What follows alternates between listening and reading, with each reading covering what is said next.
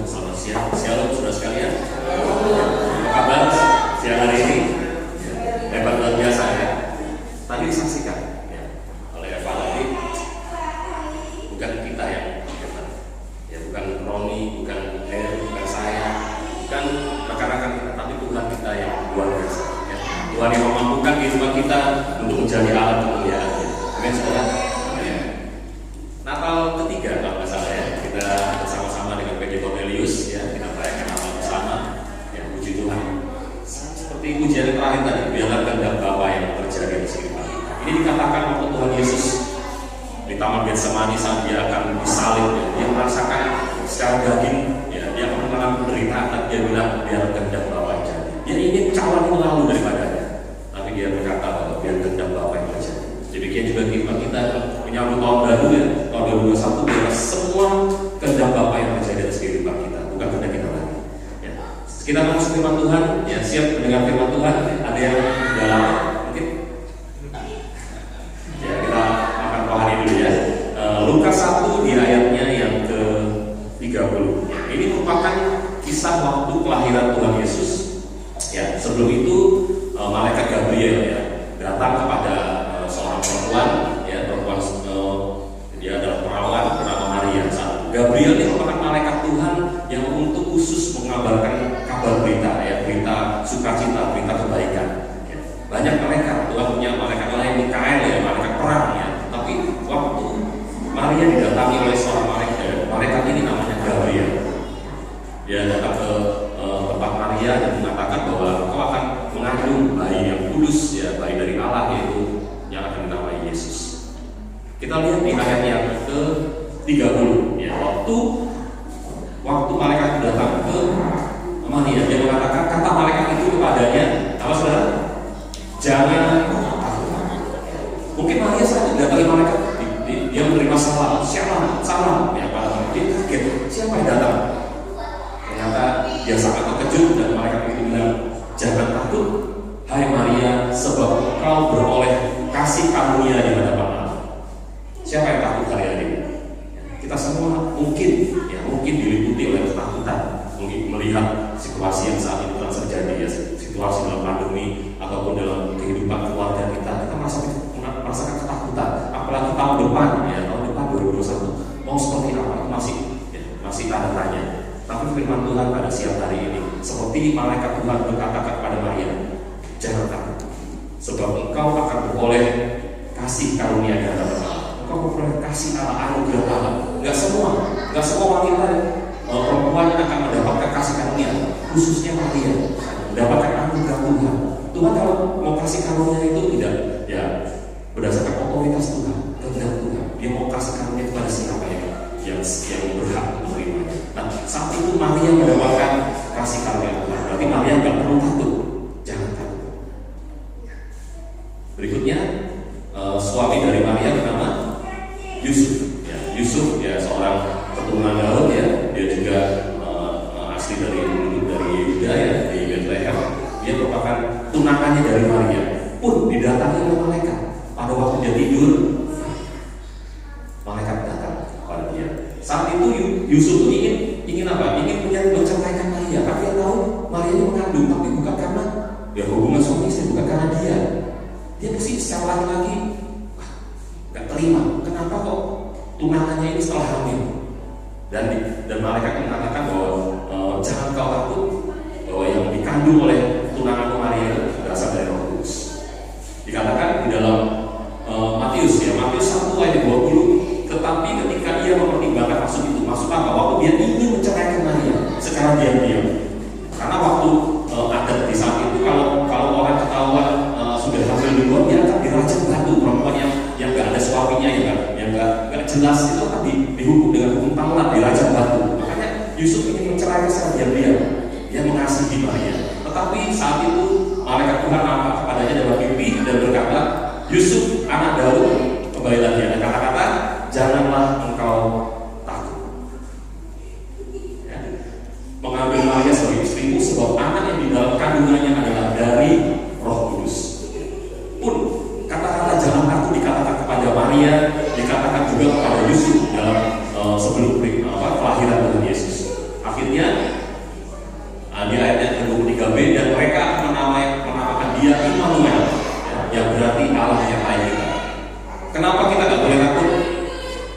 Tuhan menyertai kehidupan kita.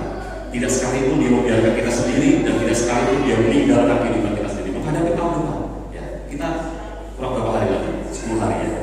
Kita melewati tahun 2020 dan menyongsong 2021. Tuhan akan menyertai kita sebagaimana malaikat berkata kepada Yusuf, ya, Kau akan bernamanya Immanuel, yang berarti Tuhan beserta dengan kita. Terus next kita lihat. Ini peristiwa waktu gembala-gembala yang ada di padang Efrata, waktu mereka berkumpul gembalakan dombanya di malam hari, juga ditemui oleh malaikat yang memberitahukan tentang kelahiran juru selamat yaitu Tuhan Yesus di saat itu.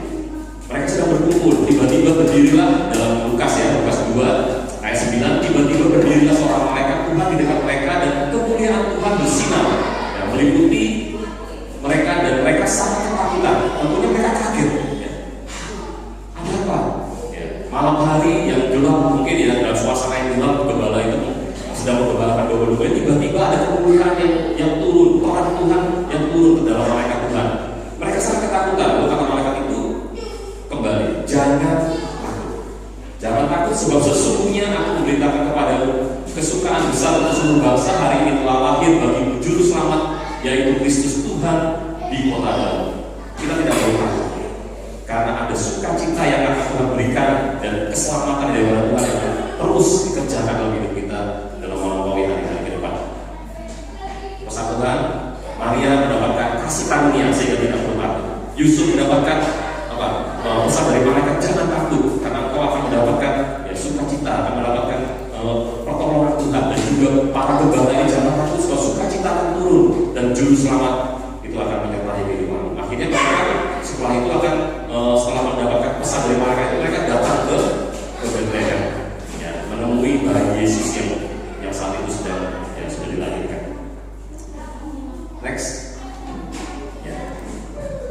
Nah, ada satu pertanyaan, ya, bolehkah kita merasa takut? Coba, siapa yang, ya, Pak Cik, gimana aja? Boleh nggak kita takut? Boleh, boleh ya, boleh manusia ya, normal ya. Boleh. Ya, mungkin ada lagi. Kok polis gimana? Boleh? Takut? Sama siapa kira-kira? Sama Tuhan. Yes. Kalau sama nah, ini siapa tadi? Ada istilahnya ya? Sama-sama takut bisa. Ya. Ya, boleh nggak merasa takut? Atau pertanyaan saya ganti, bisa nggak takut? Bisa. Menghadapi situasi kayak gini ya, usaha turun, mungkin nggak menentu, bisa gitu. Tapi boleh kan merasa takut? Para Tuhan, kita punya Tuhan, boleh kan? Ya, kita lihat. Terus, next. Ya, boleh. Seperti yang Pak Cik katakan, takut kepada Allah. Ya, bukan takut dari, ya, bukan takut. Oh, ada Tuhan harus sembunyi takut, bukan. Tapi kita beribadah kepada Dia. Ada ayat mengatakan beribadahlah kepada Tuhan dengan rasa hormat dan takut. Kita menunjukkan bahwa sikap kita sebagai anak Tuhan, ya, hamba Tuhan, sebagai muridnya, kita datang dalam ibadah itu dengan penuh hikmat, dengan penuh hormat kepada hadirat Tuhan di gereja, ya, bagaimanapun kita masuk saat teduh, kita ada Tuhan dengan rasa hormat dan takut. Takut kepada Allah apa? Mendatangkan hidup. Ya. Kalau takut setan, ya, tentunya dia akan menggiring kita semakin jauh pada Tuhan, semakin jauh, dan akhirnya mendatangkan dosa, mendatangkan maut pada akhirnya. Tapi takut pada Allah beda.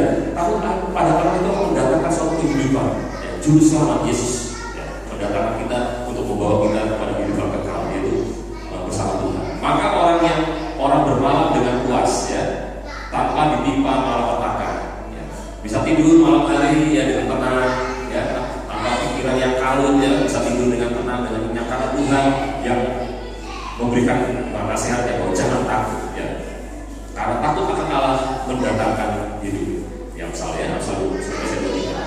Terus, nah, apalagi dalam Amsal 14 ayat 26 juga mengatakan bahwa dalam takut akan Tuhan ada apa saudara? Katakan bersama-sama, ketenteraman. Orang hidup tenang itu ya susah juga, sulit. Merasakan aman, tenang, ya, bisa merasakan tenang. Di situasi di luar ini bergejolak, tapi yang penting adalah siapa yang di dalam kita. Kalau Kudus, ya. Jadi Tuhan, orang yang percaya Tuhan sudah ada Roh Kudus. Dia akan tinggal di dalam hidup kita, dalam hati kita sampai selama-lamanya, sampai akhir zaman, ya.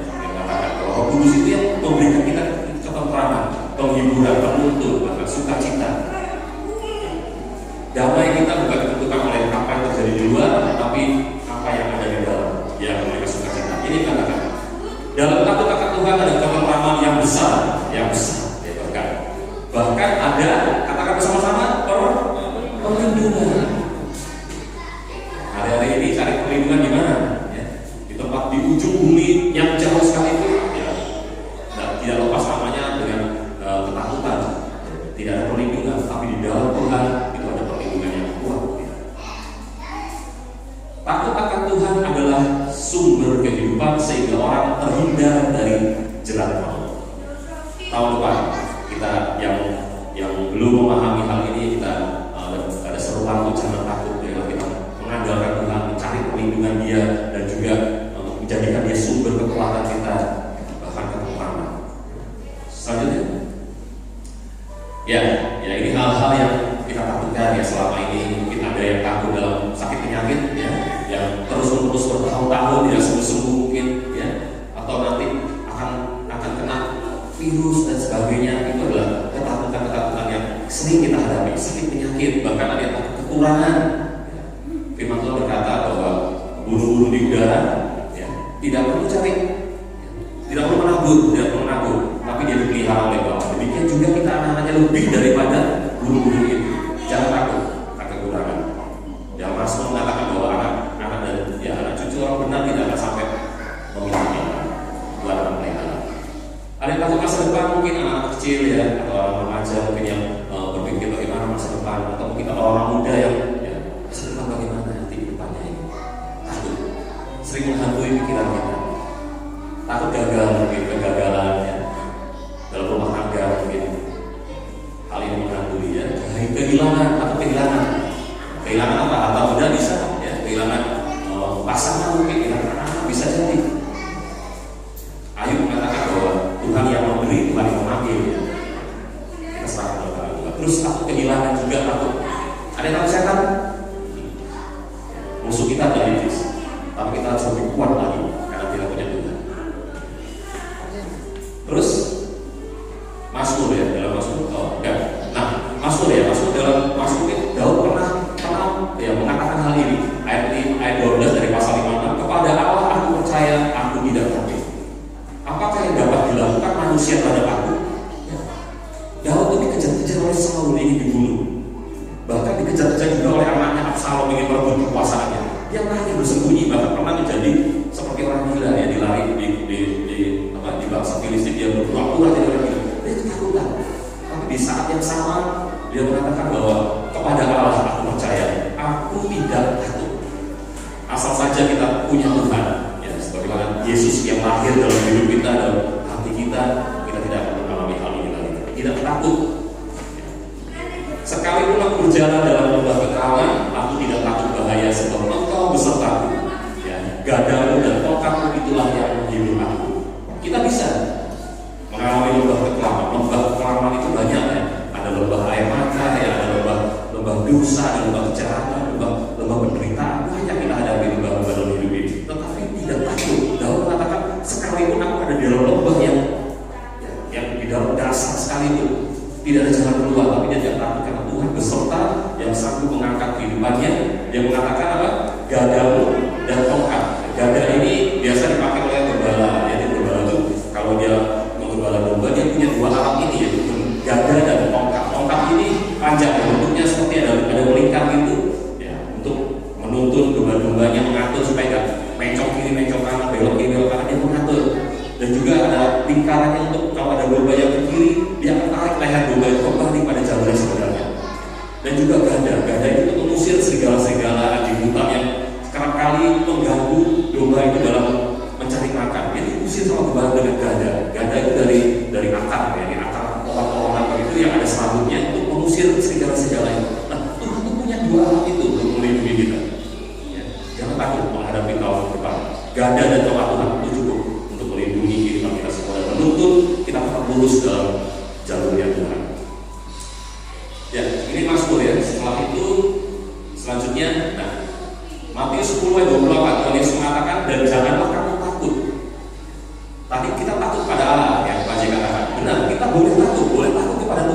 kepada siapa? Pada sakit penyakit, tadi pada kegagalan, pada sesuatu hal yang dari dunia ini, dari musuh-musuh kita nggak perlu takut.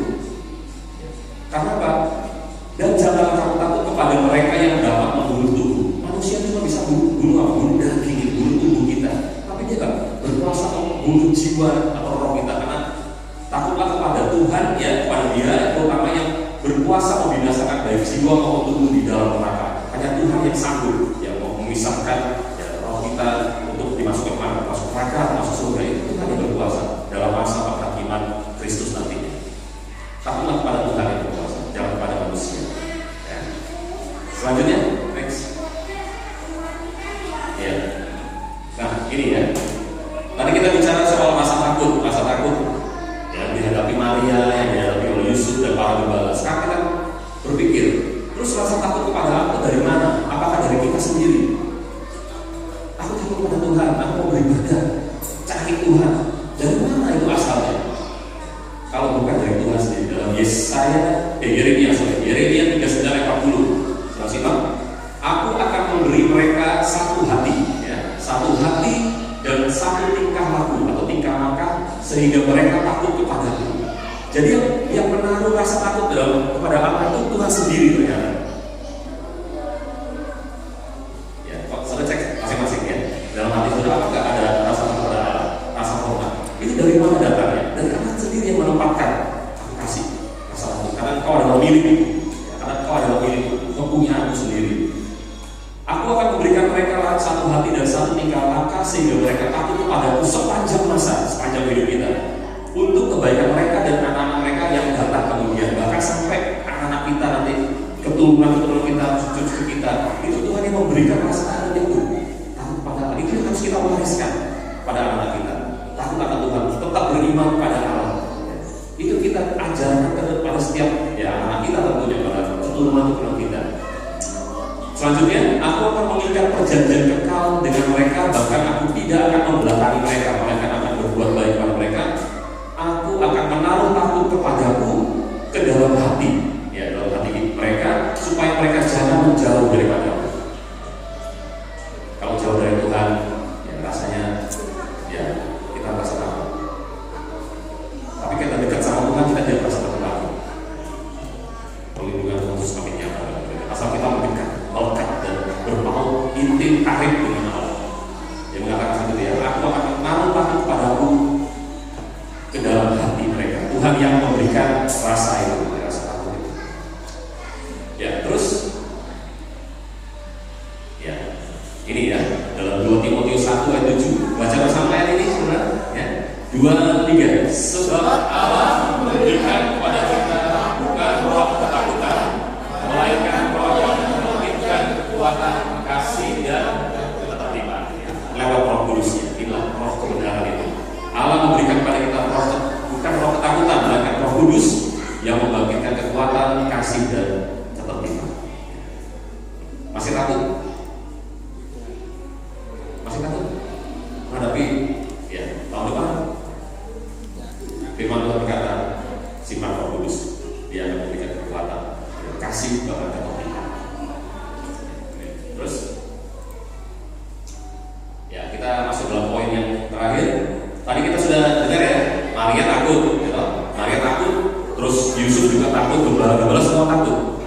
Tapi Maria mendapatkan apa? Kasih karunia, karena dia mengandung bayi Yesus. Yusuf pun mendapatkan sukacita, ya. Jangan kau menceraikan, ya. Tapi dia akhirnya bertindak, ya, tidak menceraikan lagi. Gembala-gembala pun akhirnya setelah mendapatkan, mereka bilang jangan takut, mereka cepat-cepat ke Bethlehem melihat bayi Yesus. Respon yang benar dalam ketiga peristiwa ini. Lukas 1:37-38. Sebab bagi Allah tak ada yang mustahil. Itu kata malaikat. Sebab bagi Allah tidak ada yang mustahil. Malaikat Gabriel mengatakan itu. Kata Maria, responnya apa?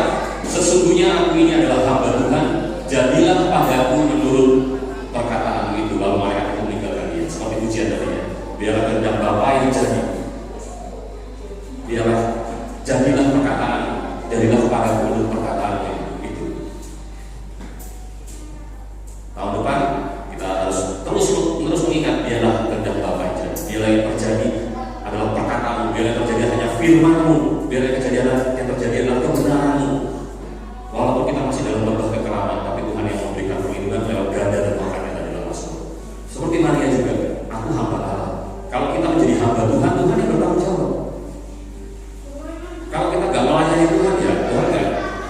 pilihanmu sendiri.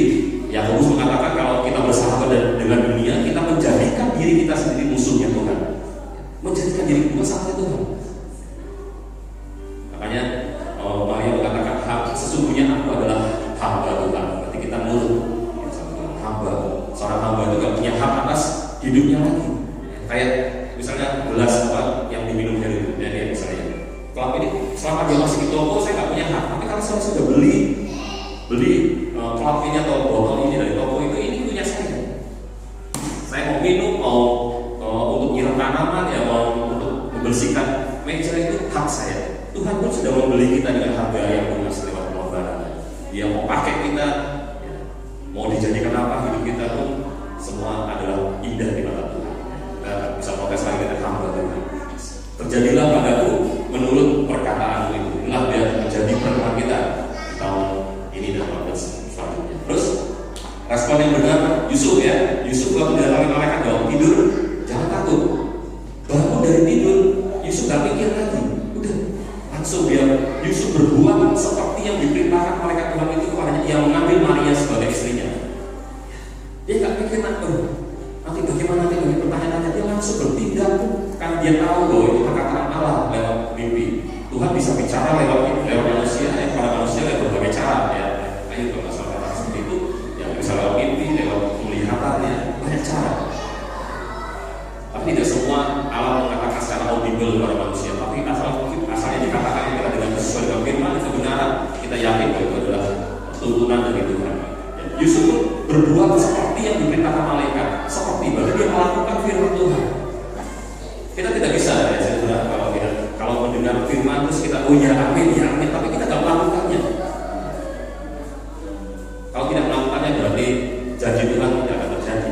Cuma sebatas teori, sebatas pengetahuan saja. Tapi kalau kita lakukan seperti Yusuf, maka jangan takut, tadi akan terus dia akan bawa dalam kehidupannya. Terus selanjutnya yang ketiga, gembala. Ya, gembala-gembala itu mereka ya sama ya, Lukas 2:15, mereka setelah mendengar malaikat tadi pergilah ke Betlehem. Mereka pergi ya ke Betlehem dan cepat-cepat berangkat menjumpai Maria dan Yusuf dan bayi itu sedang berbaring di dalam palungan. Ya, cepat-cepat. Gembala ini meresponi dengan sikapnya apa yang kita dengar mungkin dalam setiap ibadah, setiap firman yang kita dengar, kita harus melakukannya dengan segera. Jangan kita tunda lagi atau dengan logika ini bisa nggak ini sebenarnya Tuhan menyertai ya benar atau enggak? Tidak, tapi pasti Tuhan janji Tuhan ya dan amin. Next, saya jelaskan sedikit palungan ya, penutup palungan itu ya tempat waktu Maria dan Yusuf ada penginapan saat itu. Mereka ada sensus yang harus datang ke Betlehem karena Daud ini berasal dari keturunan dari Daud ya. Yusuf berarti Daud dia harus kembali ke Betlehem karena banyak penginapan sudah penuh, dia cari tempat, akhirnya dapatnya tempat kandang domba, kandang hewan. Di situ ada palungan, itu tempat makannya atau minumnya hewan-hewan. Maria akhirnya mau bersalin melahirkan bayi Yesus, ditaruh jadi dibungkus dalam kain lapis dan diletakkan dalam palungan itu. Palungan merupakan tempat makan hewan. Ini dalam Kejadian 24 ayat 20 waktu hambanya Abraham ya, kisah di perjanjian lama, hambanya Abraham bernama Eliezer itu mencari jodoh buat Ishak ya. Saat itu Eliezer itu bertemu dengan Ribka. Ribka itu sedang menimba air di sumur. Eliezer membawa banyak onta dan akhirnya kemudian segera dituangnya air di buyung itu ke dalam palungan. Lalu berdirilah ia sekali lagi di sumur untuk menimba air dan ditimbanya lah untuk semua onta orang itu. Jadi Ribka saat itu menaruh air-air yang ditimbanya ke dalam palungan. Palungan itu tempat makannya hewan onta tadi. Yesus rela hadir lahir di palungan. Yang menandakan apa? Tempat yang kotor, tempat yang hina. Dia adalah Allah, Raja dari segala raja, itu rela turun ke dunia untuk menebus hidup kita yang berdosa, yang kotor, yang penuh dengan kesalahan. Tapi dia rela mati, dia mengosongkan, dia mengosongkan diri keilahiannya dan menjelma menjadi manusia sebagai hamba. Yang terakhir dalam Yohanes 6 ayat 51, ya, sebagaimana Yesus hadir di palungan, ya, palungan tempat makannya hewan, Yesus itu menyediakan tubuhnya untuk menjadi santapan bagi kita domba-dombanya. Dia rela untuk menjadi santapan kita sebagai domba-dombanya supaya kita mendapatkan tubuh Yesus itu membawa kehidupan pada kehidupan kekal. Siapa yang percaya pada Tuhan,